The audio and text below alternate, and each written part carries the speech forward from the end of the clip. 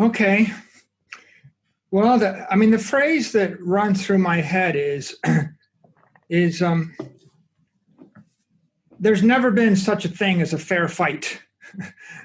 Humans have been struggling for millions of years, right? In order to rise, first to become the apex predator in nature. But if you look at our struggle against nature, there's never such thing as a fair fight. I remember seeing eagles fly along a mountainside. It'll home in on a goat, and it focuses on a baby goat, not the parent goat. Catches it from behind, grabs its foot, and drags it off a cliff, and then backs off and waits while the goat goes bang, bang, bang, and hits rocks every 50 feet and is smashed to death 500 feet below, where the eagle circles down, lands on the goat, eats it leisurely. Wow. Yeah. Nothing fair about it. If you feel sorry for the goat, and then you realize this is not a human being, this is nature. It's not fair. Then you see lions, and it's not like one lion chases down one gazelle. It's 8 lions chase 67 gazelle into a channel with 3 other lions waiting, and one gazelle is forced to take the right side because it gets crowded out by the other 16 gazelle, and that one, bam, is dead for no other reason other than it just happened to be on the right side of the herd. And there's nothing fair about it. Nature's not fair. And when you think about the plight of man, the amazing thing is we actually evolved, right, to be the apex creature on this planet.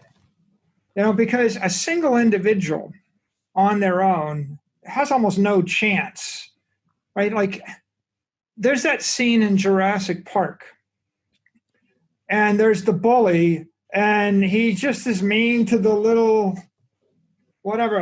dinosaur creature, like some kind of small raptor, and it's like the size of a little dog, and he kind of kicks it around, and he's a bully and a sadist.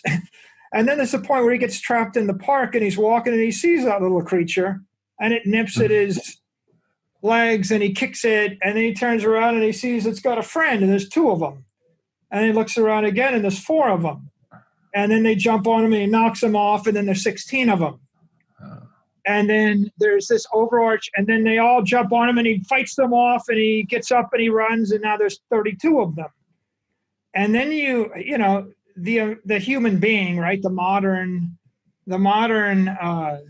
American that lives in their world of shopping centers and cars and air-conditioned houses and locked doors and 911 and policemen they can call and a feeling of safety. And they look at nature through a zoo, right? And they look through the bars, and that's nature, or it's in paintings, and it's all just so romantic, right? They don't have this view of nature, the view when there's 64 of those things, and the horrifying realization that guy is as sure as dead. He's dead man walking. He's going to die. There's not a damn thing he can do. It doesn't matter if he has a bazooka. It doesn't matter if he has a machine gun. It doesn't matter. He's going to die. At some point in the next 48 hours, he's going to fall asleep, and they're going to eat him. And that's the human condition. So when you think about that 3 million years ago, and your first question is, how do we even make it here? It's pretty obvious that in that circumstance, if you're alone, you're dead. You're going to have someone to guard your back, right? And my heart goes out to the Adam and Eve, right? Wherever they were, right. You needed 2, 3, 4. You needed a tribe. You needed someone to watch, because when you fall asleep, something is going to eat you. Watch a pack of wolves hunt. The one that kills you isn't attacking from the front. You're not going to get to fight it off. It's going to be an asymmetric attack from the rear while you're asleep. And so the importance of human beings using their brains and thinking is incredibly important. And you start to figure out how do we survive in a hostile universe? We have to figure out how we can get harder, smarter, faster, and stronger.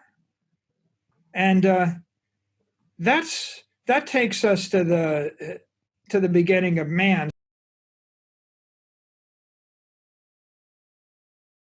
So if I look back at Stone Age technology, and you ask, how do we even emerge from this, incredible, terrifying scrum? And there's just key technologies that you decide you kind of like in a hurry, right? One of them is fire. One of them is missiles. One of them is hydraulics. And so there's a lot more we could talk about. But if we start with fire,